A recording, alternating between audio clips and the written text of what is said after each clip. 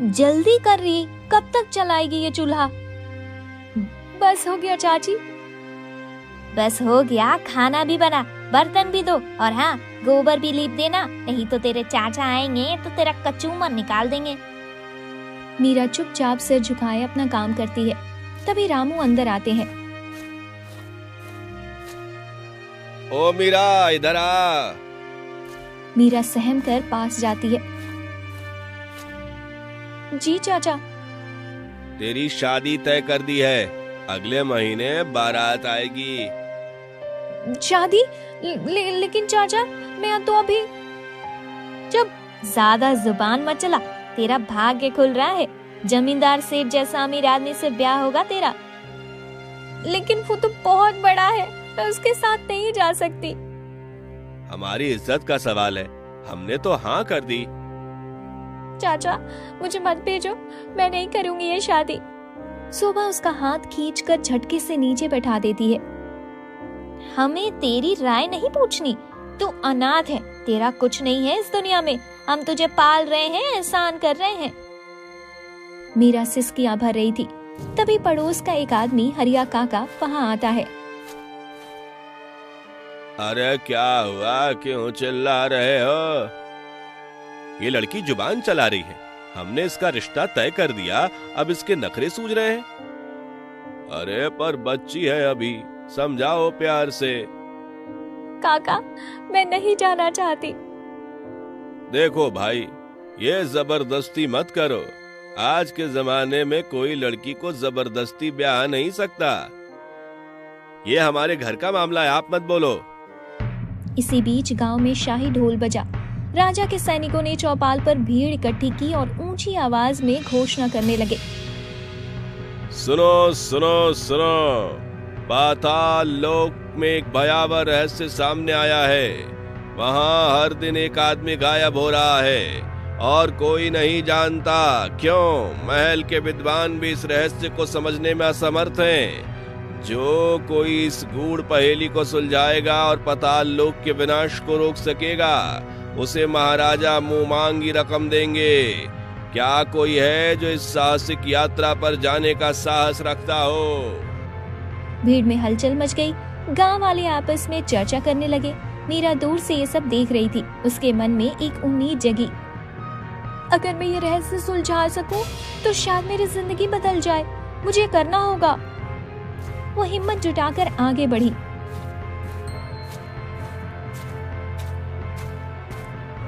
मैं ये काम करूंगी। गांव वाले अचानक हंस पड़े। सुबह और रामू भी पीछे से आए।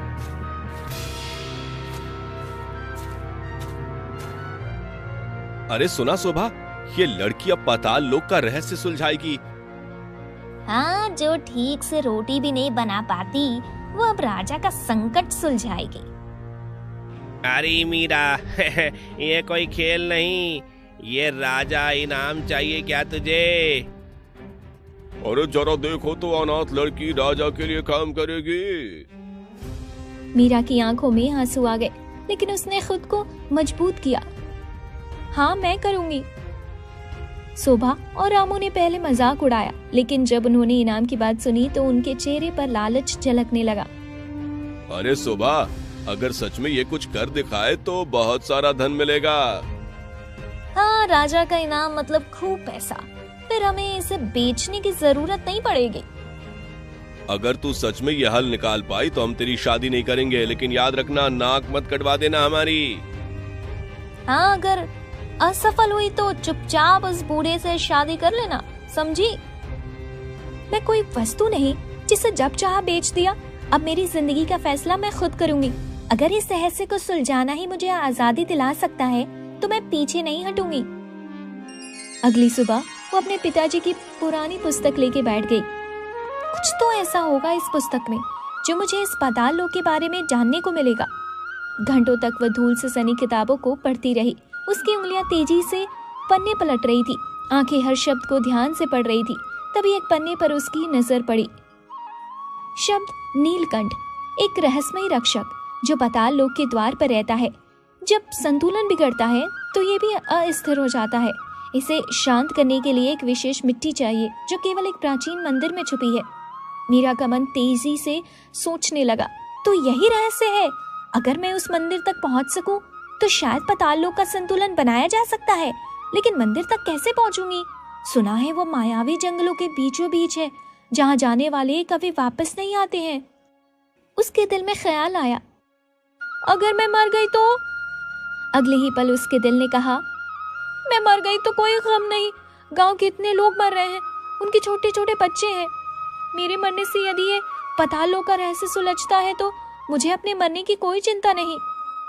मरने के भय से मीरा की हालत थोड़ी सी मुरझा गई। कोई भी इंसान हो, खुद को मरने के नाम से डर ही जाता है। घर में उसकी बात सुनने वाला कोई नहीं था। जब उसने रामू और शोभा को मंदिर के बारे में बताया तो वो लालच में आ गए।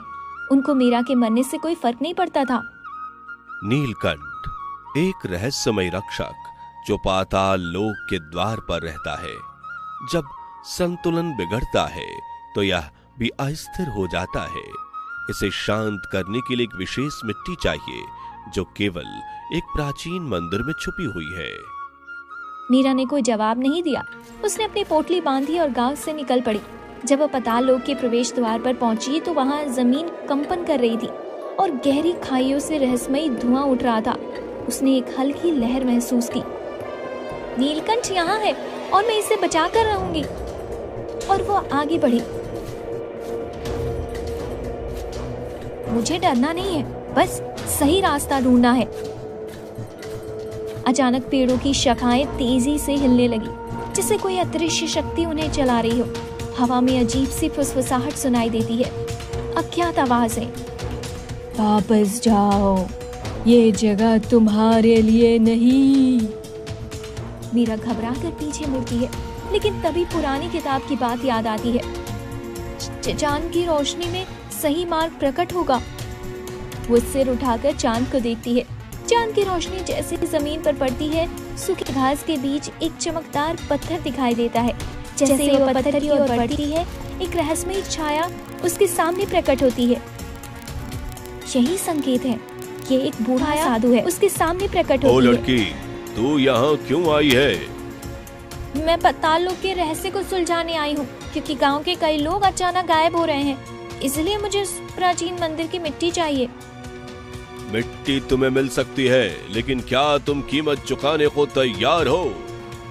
मैं किसी भी कठिनाई का सामना करूंगी। साधु जमीन पर एक निशान बनाता है। अचानक जमीन हिलने लगती है और सामने का दरवाजा खुल जाता है। भीतर घना अंधेरा था। जाओ, लेकिन याद रखना, जो अपनी आंखों पर विश्वास करेगा वो हार जाएगा, जो मन से देखेगा वही आगे बढ़ेगा।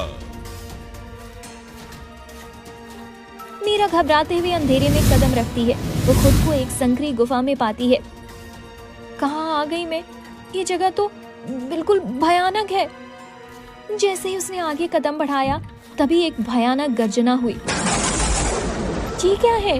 मीरा ने चारों ओर देखा। चारों ओर सिर्फ अंधेरा था। अचानक उसने देखा कि एक भयानक आवाज उसके कानों में पड़ी। कौन है जो पाताल लोक में आ गया? यहाँ से कोई भी वापस नहीं जाता। मीरा ने खुद को संभाला। उसकी धड़कनें तेज थी, लेकिन उसने हिम्मत नहीं हारी। उसने चारों ओर देखा। ये कौन सी जगह है? क्या ये वही शापित पाताल लोक है जिसके बारे में मैंने सुना था? लेकिन मैं तो यहाँ फंस नहीं सकती। मुझे तो बाहर निकलना ही होगा। तभी एक छायादार आकृति सामने आई। उसकी आंखें चमक रही थी। लड़की, अगर तुझे यहाँ से जाना है तो तुझे मेरी पहेली का जवाब देना होगा। पूछो, मैं तैयार हूँ। मैं हूँ अंधकार में उजाला, मुझे देख सारा जग डरे। जो मुझ तक पहुँचे सच्चे मन से, मैं उसके मार्ग का दीप बने। बताओ मैं कौन हूँ? अंधकार में उजाला, जिससे सब डरते हैं, लेकिन जो सच्चे मन से देखे वो मार्ग पा लेता है। तभी उसे याद आया, सत्य ही वो उजाला है जो अंधकार में चमकता है। सत्य से ही डरने वाले डरते हैं और जो इसे अपनाते हैं उनका मार्ग खुद बन जाता है। नहीं, यह असंभव। तूने मेरी पहली पहेली हल कर दी, लेकिन अभी एक और है। मीरा ने खुद को संभाला। इस बार उसके सामने 3 दरवाजे प्रकट हुए। 3 दरवाजे हैं, लेकिन सिर्फ एक से बाहर निकलने का रास्ता मिलेगा, बाकी 2 मौत के दरवाजे हैं। अगर सही दरवाजा चुनना है तो एक और पहेली हल करनी होगी। मीरा ने दरवाजों को ध्यान से देखा। जो हमेशा चलती है पर कभी रुकती नहीं, जिसे कोई देख नहीं सकता पर महसूस कर सकता है, वही तुझे दरवाजे तक ले जाएगी। कुछ ऐसा जो चलता रहता है लेकिन रुकता नहीं, जिसे देखा नहीं जा सकता लेकिन महसूस किया जा सकता है। समय हमेशा चलता रहता है लेकिन रुकता नहीं। अचानक 2 दरवाजे गायब हो गए, सिर्फ एक दरवाजा बचा। दरवाजा? क्या यही सही रास्ता है? लेकिन जब बाकी दरवाजे गायब हो गए तो इसका मतलब यही एकमात्र रास्ता है। मुझे हिम्मत नहीं हारनी चाहिए। मीरा बिना समय गंवाए अंदर चली गई और फिर अगले ही पल वो वापस गुफा के द्वार पर थी। गुफा के द्वार से बाहर निकलते ही एक परछाई नजर आई। तुमने पाताल से बचकर दिखा दिया, लेकिन अब क्या करोगी? मैं तुम्हें इतनी आसानी से आगे नहीं जाने दूंगा। मीरा का शरीर ठंडा पड़ गया, लेकिन उसने खुद को संभाला। उसने अपने चारों ओर देखा। चारों ओर केवल अंधेरा था, पीछे जाने का कोई रास्ता ही नहीं था और आगे ये खौफनाक आकृति खड़ी थी। मैं डरी नहीं हूँ। अगर तुम सच में इतने शक्तिशाली होते तो मुझे पहले ही रोक लेते। अहंकार मत कर लड़की, मैं तुम्हारी परीक्षा लेने आया हूँ। अगर तुम सही उत्तर दे पाई तो आगे बढ़ सकती हो, वरना तुम्हारी आत्मा हमेशा के लिए इस गुफा में भटकती रहेगी। ठीक है, पूछो अपना सवाल। अचानक सामने एक चमकता हुआ पत्थर प्रकट हुआ, जिस पर शब्द उभर आए। मैं हूँ सच्चाई का प्रतीक। मैं नहीं दिखता, जो मुझे पहचान ले वही मेरा असली अवतार होता है। बताओ मैं कौन हूँ? मीरा ने गहराई से सोचा। उसने अपनी किताबों में पढ़ी बातों को याद किया। इसका जवाब है परछाई, जो हमेशा हमारे साथ रहती है लेकिन कभी दिखती नहीं। नहीं, तुमने सही उत्तर दे दिया। अचानक वो परछाई पूरी तरह से गायब हो गई और वहाँ एक नया रास्ता खुल गया। ये सच में आसान नहीं था, लेकिन मैं अभी हार नहीं मान सकती। मीरा घने जंगल में आगे बढ़ रही थी। रास्ता हर तरफ से अंधेरे में डूबा था और अजीबोगरीब आवाजें उसकी हिम्मत को परख रही थी। अचानक एक रहस्यमयी हवा चली और उसके सामने एक चमकती हुई शिला प्रकट हुई। उस पर सुनहरे अक्षरों में लिखा था, शब्द जिसने स्वार्थ त्यागा वही सत्य को पाएगा। मीरा ने शिला को गौर से देखा, लेकिन इससे पहले कि वो कुछ समझ पाती, हवा फिर से तेज हो गई और शिला गायब हो गई। इसका क्या मतलब था? क्या ये आगे की किसी परीक्षा का इशारा था? वो अपनी उलझन को झटकते हुए आगे बढ़ी।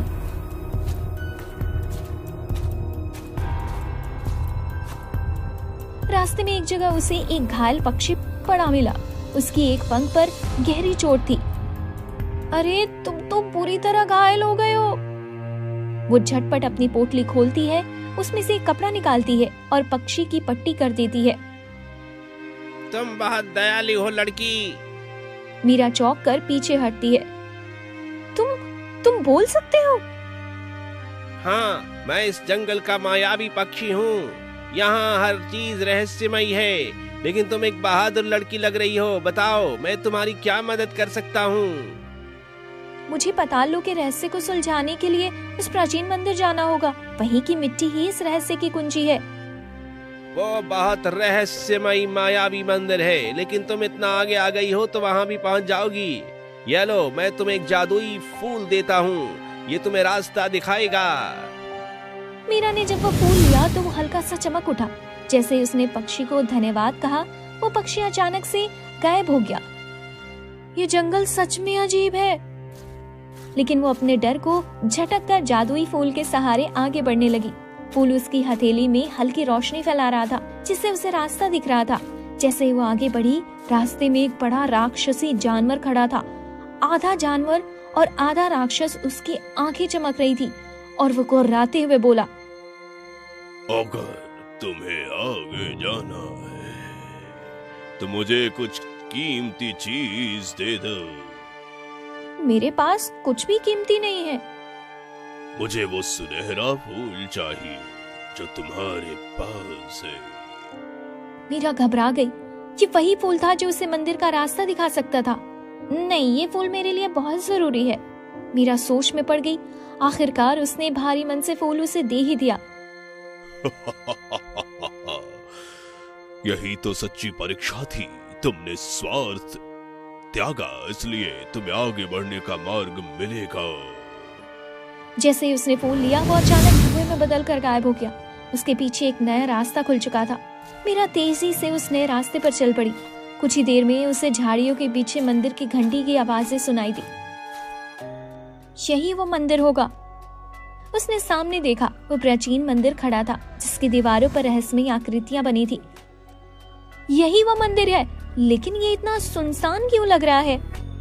जैसे ही उसने मंदिर की ओर कदम बढ़ाया, अचानक मंदिर के द्वार के दोनों ओर खड़ी दो विशाल पत्थर की मूर्तियां जिंदा हो गई। उनकी आंखों में नीली रोशनी चमक उठी और वे अपने भारी पत्थर के हथियार उठाकर रास्ता रोकते हुए गरजे। रुको, इस मंदिर में प्रवेश करने से पहले तुम्हें हमारी परीक्षा देनी होगी। कैसी परीक्षा? तुम्हें 3 प्रश्नों का उत्तर देना होगा। अगर सही उत्तर दिए तो द्वार खुल जाएगा, अगर गलत दिया तो तुम्हें भी पत्थर बना दिया जाएगा। मीरा ने गहरी सांस ली और सिर हिलाया। ऐसा क्या है जो जितना ज्यादा बांटो उतना ही बढ़ता जाता है, लेकिन इसे खरीदा या बेचा नहीं जा सकता? मीरा ने कुछ पल सोचा, फिर आत्मविश्वास से बोली, प्रेम। जैसे उसने उत्तर दिया, मंदिर की दीवार पर एक आकृति चमक उठी। ऐसी कौन सी चीज है जो बिना पैर के चलती है, बिना पंख के उड़ती है और इंसान इसे कभी पकड़ नहीं सकता? समय। दूसरी आकृति भी जगमगाने लगी। ऐसा क्या है जो जितना गहरा होता है उतना अधिक रहस्य समेटे होता है? समुद्र। मीरा के इतने कहते ही फिर वो सारी योद्धा फिर से मूर्ति बन जाते हैं और मेरा मंदिर के भीतर कदम रखते हुए आश्चर्य से देखती है। इतने सारे घड़े, इनमें से कौन सा सही है? उसके सामने एक प्राचीन शिलालेख उभरता है, जिस पर चमकते हुए अक्षरों में लिखा होता है, जो स्वयं को जानता है वही सही मिट्टी ढूंढ सकता है। स्वयं को जानता है, इसका क्या मतलब हो सकता है? वो एक एक करके घड़ों को देखने लगती है। कुछ घड़े सोने के हैं, कुछ रत्नों से जड़े हुए, कुछ अद्भुत नक्काशीदार हैं, लेकिन एक घड़ा साधारण मिट्टी का बना है, जिसे कोई महत्व नहीं दे सकता। क्या सही मिट्टी वही हो सकती है जो दिखने में साधारण हो? जैसा सच्चा ज्ञान हमेशा विनम्रता में होता है। वो आगे बढ़कर साधारण घड़े को छूती है, तभी पूरा मंदिर हिलने लगता है, जैसे कोई शक्ति जाग गई हो। क्या तुम सुनिश्चित हो बालिका? यदि तुमने गलत घड़ा चुना तो तुम यहाँ से कभी बाहर जाने का अवसर नहीं पा पाओगी। हाँ, मैं जानती हूँ कि यही सही घड़ा है। जैसे ही वो घड़ा उठाती है, एक तेज गर्जना होती है और पूरा मंदिर सुनहरी रोशनी से नहा जाता है। घड़ा हल्का हो जाता है, जैसे उसकी परीक्षा पूरी हो गई हो। मैंने सही चुना। तुम्हारी बुद्धिमता और साहस ने पाताल लोक को विनाश से बचा लिया बालिका। मीरा, हमसे भूल हो गई। हमने सोचा था कि तुम यह कठिन यात्रा पूरी नहीं कर पाओगी, लेकिन तुमने असंभव को संभव कर दिखाया। मुझे माफ कर दो। हमने कभी नहीं सोचा था कि जिस लड़की को हम कमजोर समझते थे वही हमारे गांव को बचाएगी। तुम ना होती तो पाताल लोक का संतुलन हमेशा के लिए बिगड़ जाता और ना जाने कितने लोग नष्ट हो जाते। हमें तुम पर गर्व है। हम सभी मीरा के सम्मान में उत्सव मनाएंगे। तभी राजा के सैनिक घोड़े दौड़ाते हुए गांव पहुंचते हैं। वे मीरा की ओर देखते हैं और सम्मान में सिर झुका लेते हैं। क्या ये वही लड़की है जिसने पाताल लोक के रहस्य को सुलझाया और उसने विनाश से बचाया? यह तो बिल्कुल साधारण लगती है, लेकिन इसकी बुद्धि और साहस अद्भुत है। राजा को यह समाचार तुरंत देना होगा। इस लड़की को दरबार में बुलाया जाएगा। सैनिक घोड़े पर सवार होते हैं और महल की ओर रवाना हो जाते हैं। राजा के सैनिक के शुभ समाचार लेकर महल पहुंचे और जल्दी मीरा को राजमहल बुलाया गया। मीरा, तुमने जो किया वो असाधारण है। तुम्हारी सूझबूझ और निडरता से न केवल पाताल लोक को विनाश से बचाया गया, बल्कि यह भी सिद्ध हुआ कि सच्ची वीरता शक्ति में नहीं बल्कि बुद्धि और आत्मबल में होती है। मैं तुम्हें इनाम देना चाहता हूँ। जो भी तुम मांगोगी तुम्हारा होगा। दरबार में मौजूद सभी लोग उत्सुकता से मीरा की ओर देखने लगे। महाराज, मैं धनिया महल नहीं चाहती। मैं बस यही चाहती हूँ कि गांव की हर बच्चे को शिक्षा मिले, ताकि आने वाली पीढ़ियां भी अपने अधिकारों को समझ सके और ज्ञान के प्रकाश में आगे बढ़े। राजा मीरा के शब्दों से खुश हुए और तुरंत ही आदेश दिया। आज से ही इस गांव में एक विद्यालय बनाने की व्यवस्था की जाए। हर बच्चे को शिक्षा प्राप्त करने का अधिकार मिलेगा। यह विद्यालय हमारे राज्य में ज्ञान दीपक बनेगा। दरबार में तालियों की गूंज उठी। मीरा के चेहरे पर संतोष था, लेकिन राजा को महसूस हुआ कि उसने अपने लिए कुछ नहीं मांगा। मीरा, तुमने गांव के लिए बहुत कुछ मांगा, लेकिन खुद के लिए कुछ नहीं। तुम भी जो चाहती हो हमें बताओ, मैं तुम्हें दूंगा। तुम्हारी कुछ इच्छा है? मीरा कुछ कहने वाली थी कि तभी दरबार में एक वृद्ध व्यक्ति दौड़ता हुआ आया। यह हरिया काका थे, जो गांव में मीरा के शुभ चिंतक थे। वे राजा के सामने झुक गए और घबराते हुए बोले, महाराज, मेरी भी बात सुनी जाए। ये बच्ची बहुत साहसी है, लेकिन इसके चाचा चाची ने इसे यात्रा पर लालच में भेजा था। उन्होंने इसे जबरन भेजा था ताकि यहाँ कोई खजाना मिल जाए और वो उसे हड़प सके। लेकिन इससे भी बड़ा अन्याय ये है कि वो इसे एक 50 साल के बूढ़े जमींदार से जबरदस्ती शादी करना चाहते हैं। मीरा की आंखें भर आई, लेकिन उसने खुद को संभाल लिया। दरबार में एक पल के लिए सन्नाटा छा गया। राजा का चेहरा क्रोध से लाल हो गया। क्या ये सच है? सैनिकों को आदेश दिया कि मीरा के चाचा रघु और चाची शोभा को दरबार में पेश किया जाए। कुछ ही देर में दोनों दरबार में घसीट कर लाए गए। उनका चेहरा भय से सफेद पड़ चुका था। क्या तुम जबरदस्ती एक वृद्ध से इसकी शादी करने के लिए इसे मजबूर कर रहे थे? रघु और शोभा डर के मारे सिर झुका लेते हैं। महाराज, हम तो बस इसका भला चाहते थे। इस बच्ची को एक अमीर घर में ब्याह कर देते तो इसका जीवन आराम से कटता। राजा की आंखों में क्रोध उमड़ आया। उन्होंने सिंहासन से उठकर दरबार के बीच आकर ऊंचे स्वर में कहा, तुम दोनों ने लालच और स्वार्थ के कारण एक निर्दोष बच्ची को संकट में डाल दिया। इसे जबरदस्ती शादी के बंधन में बांधना चाहते थे। ये सरासर अन्याय है। राजा सैनिकों की ओर देखते हैं और कड़क आवाज में आदेश देते हैं, आज से तुम दोनों का मीरा से कोई रिश्ता नहीं रहेगा। तुम्हारी सारी संपत्ति जब्त की जाएगी और तुम्हें राज्य से बाहर निकाल दिया जाएगा। रघु और शोभा राजा के पैरों में गिरकर माफी मांगने लगे, लेकिन राजा टस से मस नहीं हुआ। सैनिकों ने उन्हें पकड़कर बाहर निकाल दिया। मीरा की आंखों में आंसू थे, लेकिन ये आंसू दुख के नहीं बल्कि सुकून के थे। मीरा, तुमने सच में काबिले तारीफ काम किया है। पाताल लोक का रहस्य सुलझाकर तुमने सिर्फ अपने गांव को ही नहीं बल्कि पूरे राज्य को एक बड़े खतरे से बचाया है। अगर सही समय पर यह राज नहीं खुलता तो पूरा संसार खतरे में पड़ सकता था। अब से तुम्हें किसी बात की चिंता करने की जरूरत नहीं। तुम मेरे साथ महल में रहो। तुम जैसी समझदार और बहादुर लड़की को राज्य में एक खास जगह मिलनी चाहिए। महाराज, मैं बस अपनी जिंदगी के फैसले खुद लेना चाहती हूँ और अपने गांव के बच्चों की पढ़ाई में मदद करना चाहती हूँ। राजा कुछ पल चुप रहे, फिर मुस्कुराते हुए बोले, तुम्हारी सादगी और निष्ठा देखकर मैं बहुत खुश हूँ मीरा।